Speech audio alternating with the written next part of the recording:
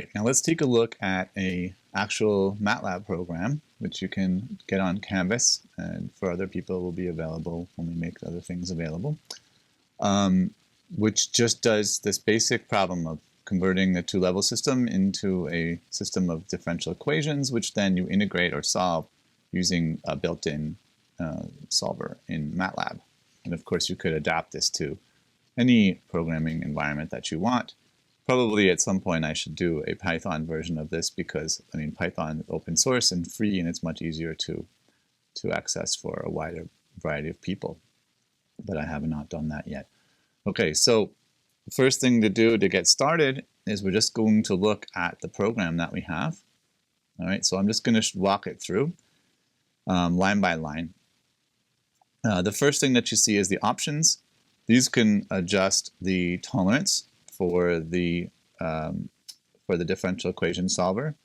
I'm not going to get into changing these. Presumably these have something to do with the way that the integrator or the solver manages the errors, because there's always an error when you do a differential equation solving. So what we're going to do is just leave them like this. Obviously, if something goes wrong, this would be a first place to look. Another thing to do is to run it, make sure it does what it's supposed to do, and then change these and make them lower, like to make the numbers larger, I guess, since these are all tolerances, and then see if you get the same results each time. Okay, so what we're going to do is we're going to do this simulation or the calculation in one time step or one chunk of time from 0 to 120. Obviously, the computer doesn't know about the units that we're using, but as I discussed previously, the only number in our problem that sets all the time and energy scales is the Planck's constant, or h bar, the way we write it usually. And just think about it. What are the units of Planck's constant? Joules times seconds. So once you pick that number, you picked basically the energy in the time scale. So if you set it to 1, that means something. If you set it to the actual like SI unit, or if you set it to a unit in wave numbers, then that would tell you kind of what you're doing. A convenient one would be to set it in units of like inverse terahertz, and then or terahertz. Then you can use the time would naturally become picoseconds if it was set just right. Okay. Anyway, so there we are. We have the two times. We're only going to do 2 steps. What this means is just it's going to break the whole time range into 2 points. It's really one step. This is useful if you're doing this calculation that's going to take a really long time. There's no easy way to see what the solution is doing as your program is running. So what I usually do, if I'm going to do something that's actually going to take any amount of time, this program will be done in a matter of seconds. What you might want to do is break it down into maybe 100 steps. If each step takes 5 or 10 minutes, then at least you'll know, is my program working? Is it doing kind of what I expect it to do? Or is it just going to die? And you won't know that till 5 hours from now. You might as well find out before it goes. It's always a good idea to run the simulation or the calculation for a short time and then make it longer once you see that it's actually working. And one of the things to look for, especially when you're doing stuff with the Schrodinger equation, or later we'll see with the Liouville equation and even the Redfield equation, you want to make sure that the probability is conserved, that you're not losing the norm, because that's a good indicator that your integration is not working correctly. All right, this is just a switch to turn on or off the turn on. So do we want to have this potential coupling potential term turn on? Yes, we do. That's the whole point of this. Then here we have one of our first parameters, which is the energy of the ground state, and then the energy of the excited state. Hopefully you will have remembered from the two-level system discussion where we had the Rabi oscillations that the tuning, or the difference in energy between the ground and excited state, had an influence over the resulting eigenvectors and eigenstates, and how mixed they are depends on whether the two field-free states have the same energy or not. Okay, so this allows you to play around with that. We have a constant term for the coupling. This is the number that it will reach, when it's at its maximum. And then we have the turn-on time. So I called this in the handwritten notes I did earlier on. This is called K. Okay, so this is like a rate constant. It has the units of inverse time. And so the bigger this is, the faster it turns on. The next one is down here. It's the offset. This is just T0 from that equation. So it sets how far along in the simulation we go. It's a really good idea to not have your simulation start with the potential appreciably bigger than 0. All right, so that means look at your actual potential function and see, does it look like it smoothly goes up from some number that looks close to 0? And of course, what does close to 0 mean? Much smaller than any of the other energy scales in the problem. Okay, so what we're going to do here is we're going to, you're going to have to look at this. This might be something that you just have to experiment with a little bit. The program will show it to you, so it's no big deal. I set it to 50, and we're going from 0 to 120, so that's a little bit to the left of the middle, and it's going to turn on. Then the first bit here is this is the Hamiltonian. So this is the Hamiltonian essentially for the case where there is no change. So if you wanted to do a simulation or a calculation where you don't have the field turn on but just stays at a particular value, so if you want to go look at that Rabi flopping, then you would switch this to false, and then this would just be the Hamiltonian, and then it would run the calculation. It's a little trivial because you don't need to do an integrate the differential equation because the Hamiltonian is constant. But if you just want to check, do I get the same result when the Hamiltonian is constant, then indeed this is what you would want to do. All right, so we're not going to do that. Here I've set h bar to be 5.309. This gives me the units in picoseconds, so I think that we like this. These units are really good. Okay, again, step size, initial step. This has to do with stuff that doesn't matter now because we're not going to break this down into little steps. Sometimes when you run a calculation like this, you might want to use a previous result and just extend the calculation longer. So I call it y last.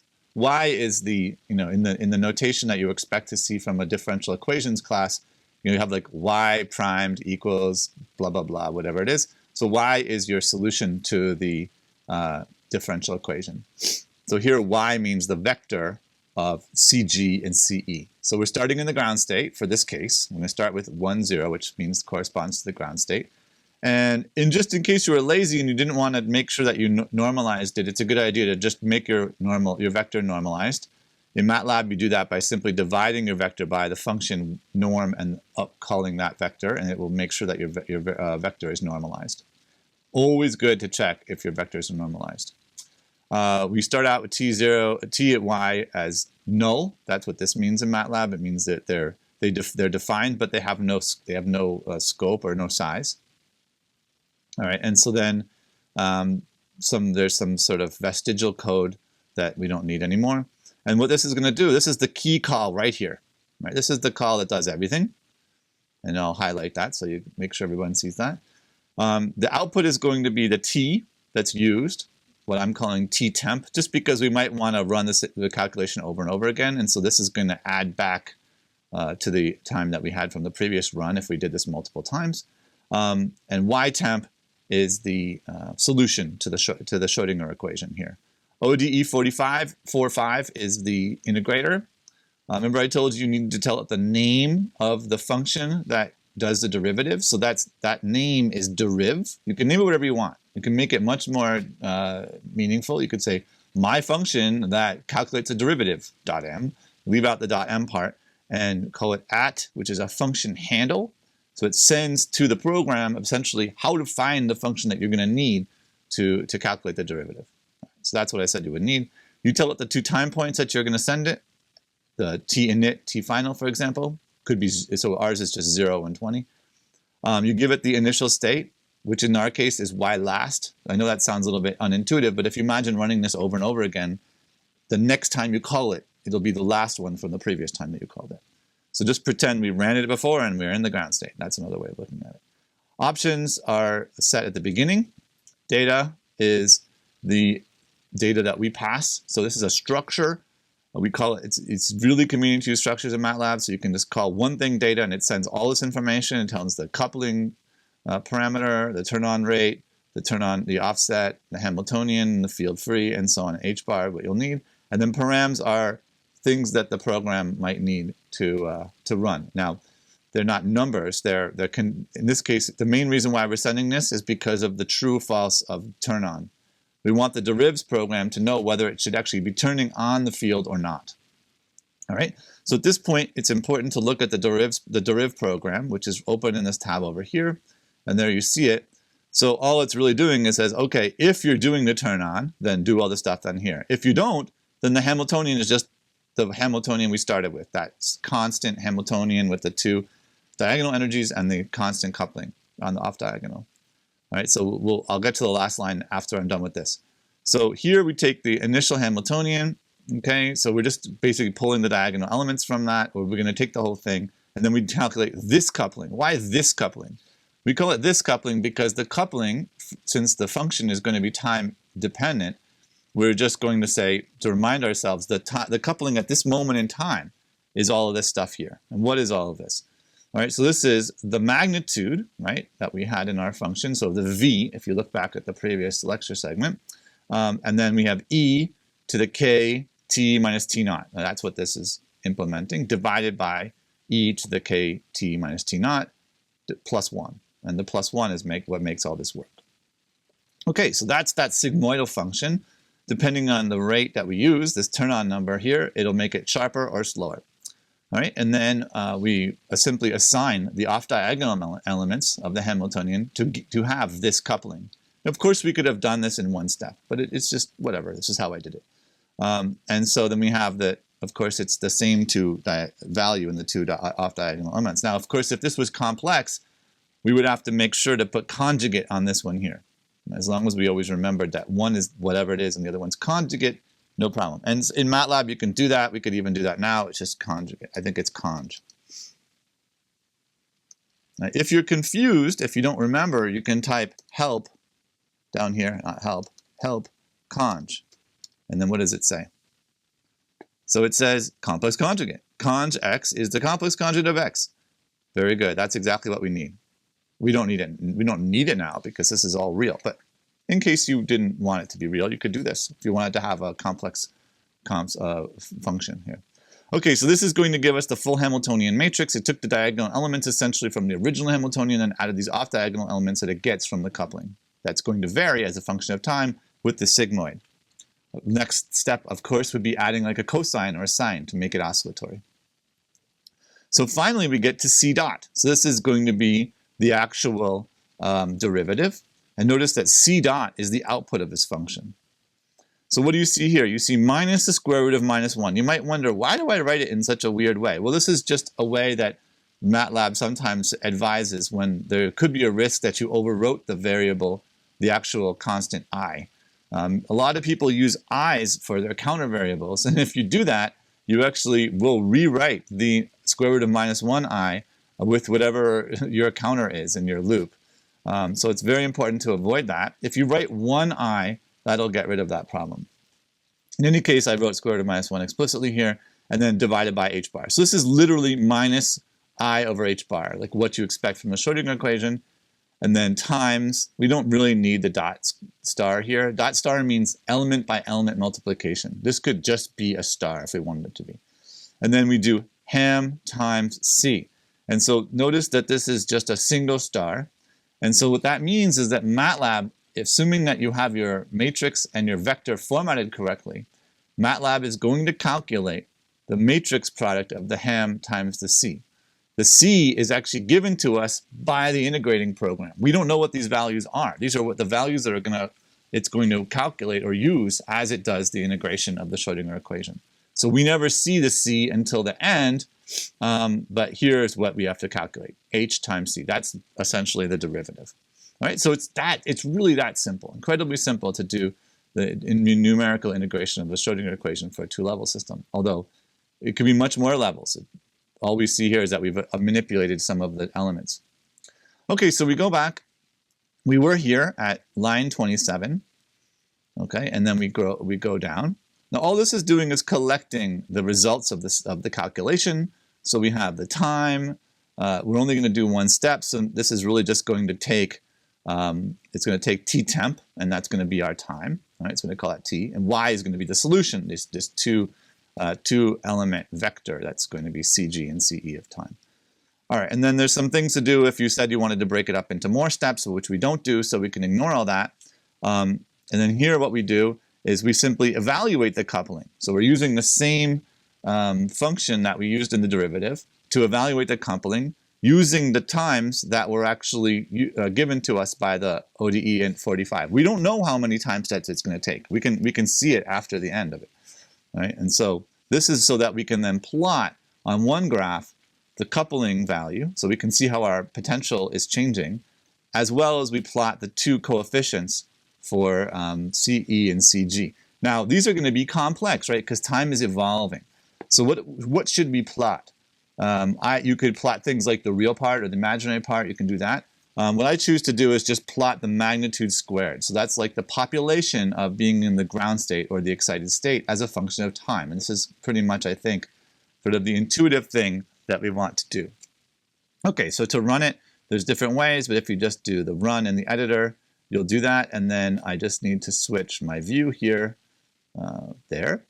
And now you can see the simulation output, right? So we see in the blue curve here, that is the coupling parameter. It starts out basically along the baseline because it's 0, and then around 50 it jumps way up, and then it plateaus at the value 1, which was the value that we set for the coupling value. Now remember that our two states don't have the same energy in the absence of the field. They already start out with a difference in energy of 2 of these units. So our coupling reaches a value that's half of those two. This is a very strong coupling, so there's going to be a very large mixing between the two. And sure enough, what we see is if we started in the ground state, immediately what happens, and this, by the way, means starting in the ground state. So this orange color one, because the probability or the population of being in of the state is 1 when we start. So that means we're in the ground state. And then what happens to the ground state probability is it goes down, right? It goes down. It reaches about 50%, and then it comes back up again, right? So what you're seeing is essentially the Rabi oscillations. We are plotting the opposite of this here, which is we could have, if we knew that our solution was working, then we would just know, oh, well, whatever this is, we can just subtract from 1 to get the other one. But of course, we want to make sure that the program is working properly. So what we see is as the ground state's depleted, the excited state starts to be populated. They reach a maximum here where they're about the same, right? And then they start going down again. So what we can see is that if we were to turn this potential off at like around whatever this number is here, that we would actually, so around 62 time units, then the system would continue, but it would evolve in the ground state, and there'd be no population in the excited state again. And there's actually an effect that's called electromagnetically induced transparency, which is based on this idea that if you complete like one Rabi cycle, then you end up back in the ground state again. So it would look like none of the light was absorbed by your material. But of course, your material was absorbing the light. If you had used a pulse that was this long, you would have half and half. And that's actually a huge amount of excitation. If you excite half of the molecules in your sample, that's a very high level. We don't never do that in our normal spectroscopy. Okay, so let's play around a little bit with the settings. Let's notice it's oscillating. That's what we expected, I hope. Let's slow it way down. Right? Let's slow the turn on. So remember we discussed that the turn on rate will be, so if I make this number smaller, it should slow down. So sure enough, it does, right? And so you'll notice there's a more gradual turn on. It's still pretty abrupt, but nevertheless, it's somewhat gradual, more than before. And we get less of an inversion now. We get less of an inversion is just a jargon for the difference between the excited state and the ground state. So we see less excitation to the excited state, although it's still pretty high. It's like 40%, right? Depletion of the ground state and excitation of the excited state. Let's make this turn on way lower. I don't know if that'll do anything, but we'll try it. All right, this doesn't work because what's happening here is that as we turn it on, as we start the calculation, the potential is already on. So that does not work. We have to make it a little faster than that, or we have to extend the time of our simulation one way or the other. All right, so what I want you to notice here, okay, sorry. Okay, what I want you to notice here is, okay, we don't start out exactly at 0 with the potential, but it's pretty close. And here's the key issue. We do, in fact, deplete the ground state by up to almost 20% on this time here. But notice that the oscillations are very, very subtle. Right? There are almost no oscillations at all. So what does that tell us? What does it tell us when we don't see oscillations? It tells us that we are not making this sort of superposition the same way that we thought we were when we had the Rabi oscillation. When we had the Rabi oscillations, we're seeing massive oscillations, right? And so what this is telling, and we're not seeing those here. So this is starting to look a lot more like the adiabatic approximation because we're basically gradually changing the potential, gradually changing the Hamiltonian, and our system remains more like in the ground state. Now, obviously, that's not really true because you see some excitation of the excited state as well. But what you don't see are these very pronounced oscillations in the amplitudes. Right? And that's partly to do with the fact that this is turning on very slowly. We can also change the coupling strength and see what happens when we do that. When we change the coupling strength to be much weaker, now it's scaling it to be between 0 and 1, but we know the actual magnitude of the coupling is 0.1. In this particular case, we see almost no change at all in the excited state or the ground state population. What we're going to find out is that when we add a resonance to this, we can still have a very weak field, but we'll get much, much more interaction with the system when we have a weak field that's on resonance. This is a weak field that has no resonance. It's just essentially DC. It's not completely DC, because if I took the Fourier transform of the blue curve, I would get something that wasn't just a single delta function at 0 frequency.